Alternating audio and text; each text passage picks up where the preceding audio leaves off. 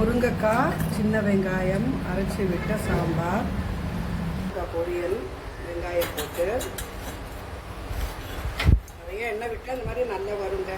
கொஞ்சம் ஜவ்வரிசி வடுகம் தாங்க நம்ம வீட்டு லஞ்ச் இன்னைக்கு.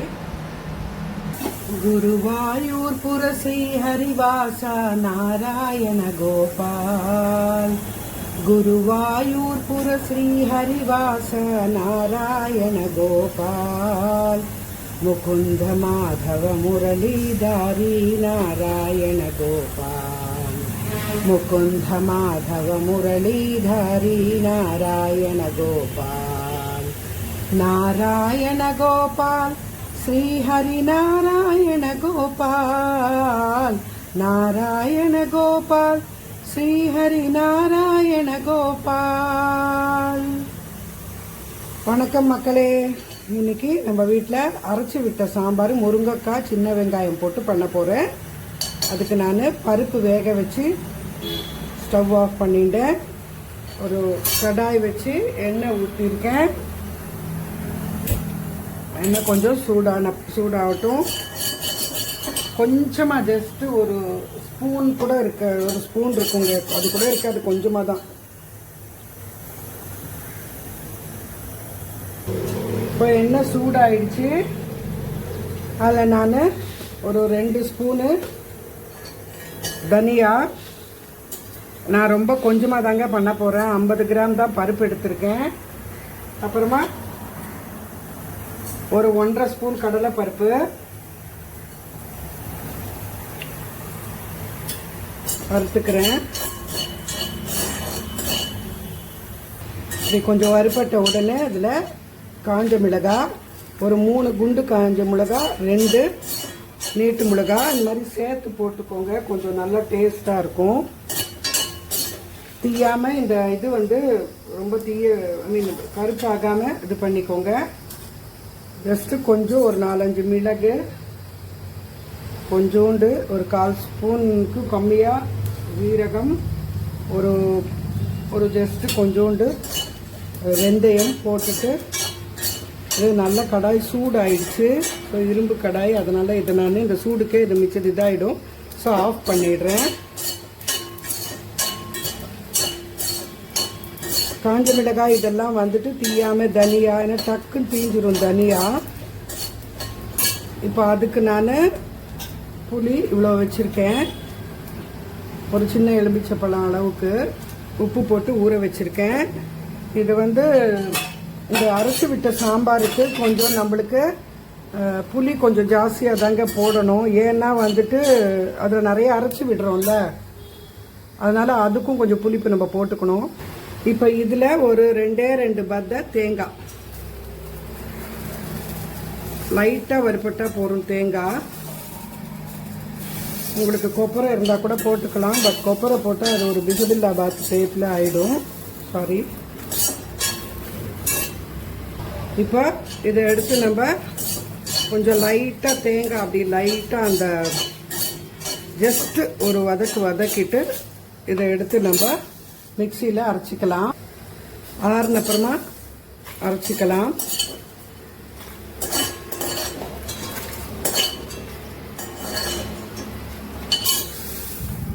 அந்த இதுக்கு வறுத்த சாம்பார் பொடிக்கு வறுத்த அந்த இதுலேயே கடாயிலேயே எண்ணெய் ஊற்றி வச்சுருக்கேன். கோவக்காய் பொரியல் பண்ண போகிறேன். இந்த சாம்பாருக்கு நான் அந்த எண்ணெய் ஊற்றி வச்சுருக்கேன். எண்ணெய் சூடாகட்டும். ஒரு சின்ன வெங்காயம் ஒரு 100 கிராம் அளவுக்கு தோலை உரித்து க்ளீன் பண்ணி வச்சுருக்கேன். ஒரே ஒரு தக்காளி கட் பண்ணி வச்சுருக்கேன். 2 முருங்கைக்காய் கட் பண்ணி க்ளீன் பண்ணி எல்லாத்தையும் வாஷ் பண்ணி கட் பண்ணி வச்சுருக்கேங்க. இப்போது இந்த எண்ணெய் சூடாச்சு. நார்மலாக நம்ம போடுற அதே பொரியல் தான், அதே சாமான் தாங்க. இது பண்ணிக்கிறதுக்கு தாளிப்புக்கு கடுகு, உளுத்தம்பருப்பு, கொஞ்சம் சீரகம் போட்டு அது வறுப்பட்ட உடனே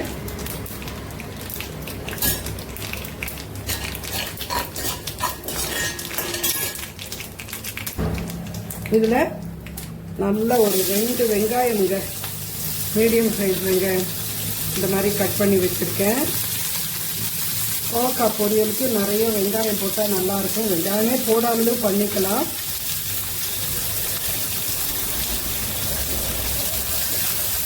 கொஞ்சம் வெங்காயம் வதங்கட்டும். கொஞ்சம் வதங்கின உடனே கோவக்காய் நான் நீட்டாக கட் பண்ணி வச்சுருக்கேன். கோவக்காவை போட்டுடலாம். ஒரு 1/4 கிலோ கோவக்காய்.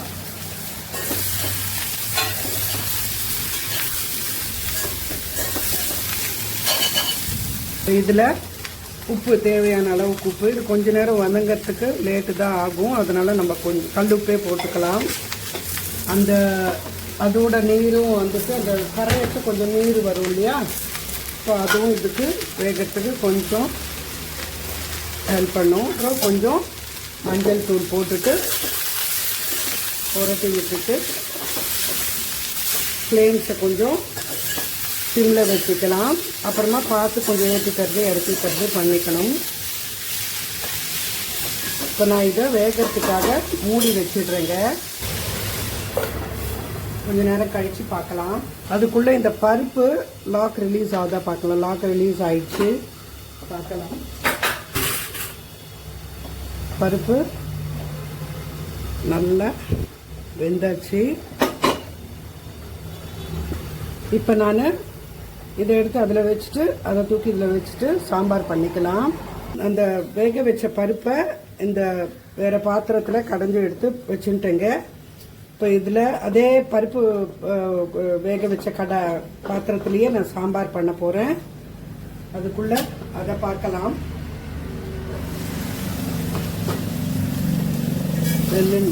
இன்னும் வேகணுங்க. வெந்து வரட்டும். ஸ்லோவாக வச்சு பண்ணிக்கலாம். ஏன்னா இது இரும்பு கடாயி, நல்லா கலர் மாறிடும்.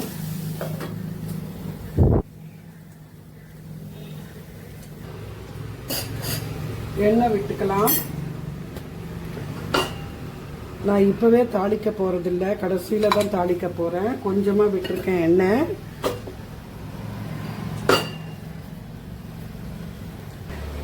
எண்ணெய் சூடாச்சு. இந்த வெங்காயம் போட்டுறேன்.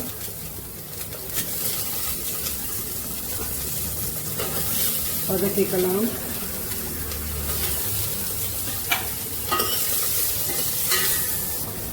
வெங்காயம் வதங்கிடுச்சு.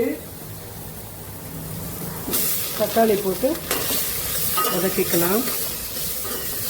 இப்போ அதில் வெட்டி வச்ச இந்த முருங்கைக்காய் போட்டுடலாம்.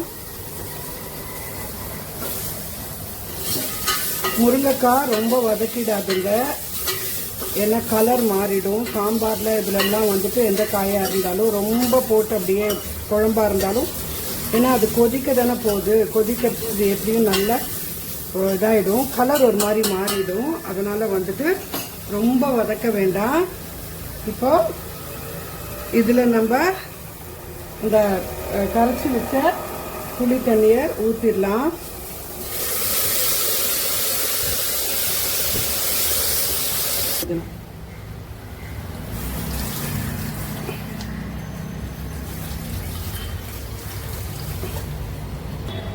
இப்போ மொத்த புளி தண்ணியும் ஊற்றியாச்சு. இது கொஞ்சம் நல்லா வெந்து வரட்டும். இதில் மஞ்சள் பொடி போட்டுடலாம். நம்ம ஆல்ரெடி புளி தண்ணியில் உப்பு போட்டு ஊற வச்சுருக்கோம்.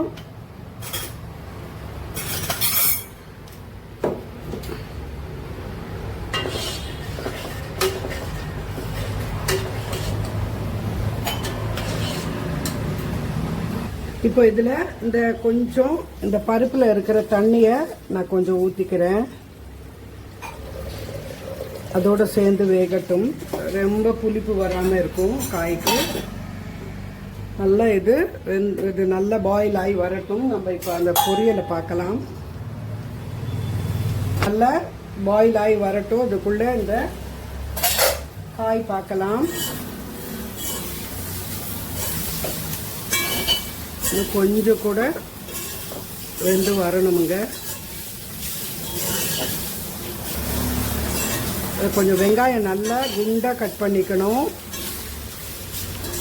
இப்போ தான் வெங்காயம் வந்துட்டு இந்த மாதிரி கருப்பாக ஆகாமல் இருக்கும். ஏன்னா கோவக்காய் வேகிறதுக்கு கொஞ்சம் லேட் ஆகும் இல்லையா, இன்னும் கொஞ்சம் வேகணுங்க.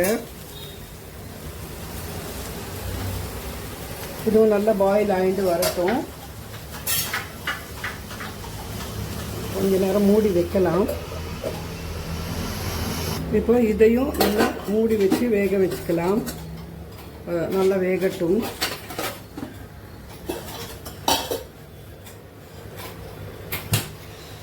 இப்போ இதை திறந்து பார்க்கலாம்.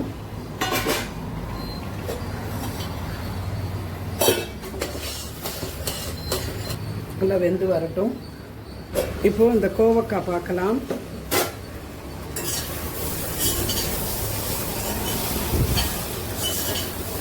கோவக்காய் நல்லா வெந்துருச்சுங்க. இந்த மிளகாய்த்தூள் போட்டுட்டு அதோட சரிங்க அது.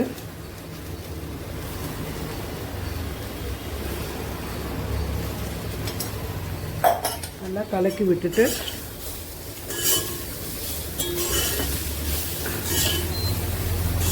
இந்த மிளகாய்த்தூளோட பச்சை வாசனை எப்படியும் கடாய் ரொம்ப சூடாக தான் இருக்குது. அதனால் ரொம்ப நேரம் நம்ம ஒன்றும் இதை போட்டு அடுப்பில் வைக்க வேண்டாம். இப்போ இந்த கோவக்காய் ஸ்டவ் ஆஃப் பண்ணி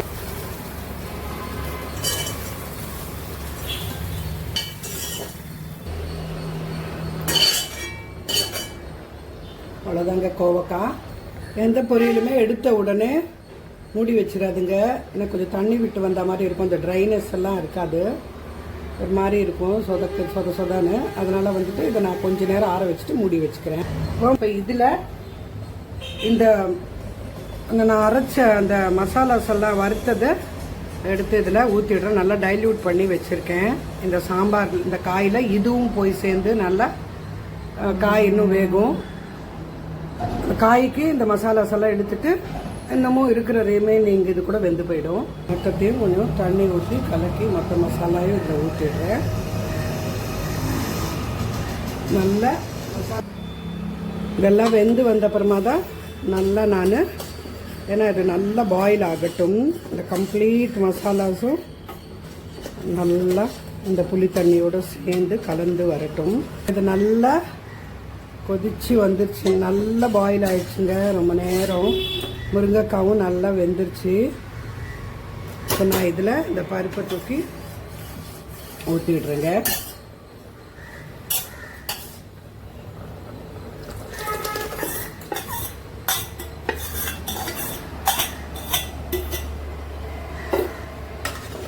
கருவேப்பிலை நிறைய போடுங்க. பச்சை கருவேப்பிலை நல்லா வாசமாக இருக்கும். அப்புறமா கொத்தமல்லி சின்னதாக கட் பண்ணி போட்டுக்கிறேன். கொஞ்சம் நிறையவே கொத்தமல்லி போட்டிருக்கேன். நல்லா கலக்கி விடலாம். தாளிப்பில் நான் வந்துட்டு கருவேப்பிலை போட போகிறது இல்லைங்க. இப்போ இது இந்த பதத்துலேயே இருக்கட்டும். நம்ம இதை இனி தாளிச்சிக்கலாம். ஏன்னா நல்லா திக்காகிடும் கொஞ்சம் நேரம் கழிச்சிட்டு.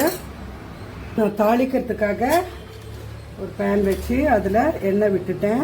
நான் ரொம்பலாம் எண்ணெய் விடலைங்க, கொஞ்சம் கொஞ்சமாக தான் விட்டு நான் பண்ணுறேன். அதனால் வந்துட்டு நீங்கள் நிறைய வாட்டி எண்ணெய் விட்டு பண்ணுறேன்னு நினச்சிக்காதுங்க. உளுத்தம் பருப்பு, சீரகம் நல்லா பொரியட்டும். அது நல்லா கடுகு, உளுத்தம் பருப்பு எல்லாமே நல்லா பொரியட்டும். நல்லா பொரிஞ்ச அப்புறமா ஒரு 2 காஞ்ச மிளகாவை அப்படி ஸ்லிட் பண்ணி போட்டிருக்கேன். காரம் பார்த்துக்கோங்க. ஆல்ரெடி நம்ம அதில் 5 காஞ்ச மிளகா போட்டிருக்கோம். அதில் கொட்டிடுறேங்க.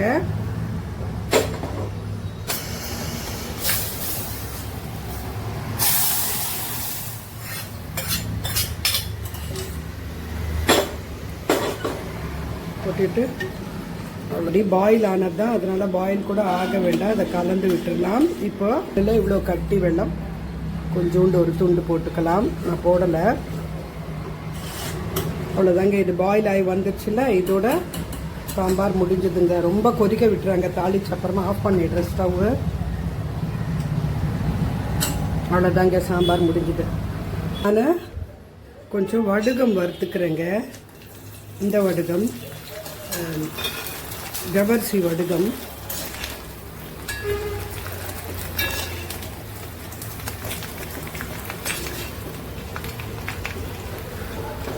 இந்த சாம்பாருக்கு அப்பளம் வடுகம் இதெல்லாம் நல்லாவே இருக்கும் டேஸ்ட் தொட்டுக்கிறதுக்கு. மொத்த வடகத்தையும் எங்களுக்கு போருங்க, கொஞ்சமாக தான் வடகம் சாப்பிடுவோம். போட்டு இதை இது பண்ணியாச்சு. கொஞ்சம் நேரம் கழிச்சுட்டு இதை மூடிடலாம்.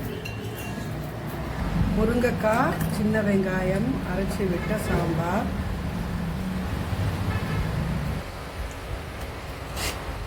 அடுத்து கோவக்காய் பொரியல், வெங்காயம் போட்டு நிறைய எண்ணெய் விட்டு அந்த மாதிரி நல்லா வருங்க.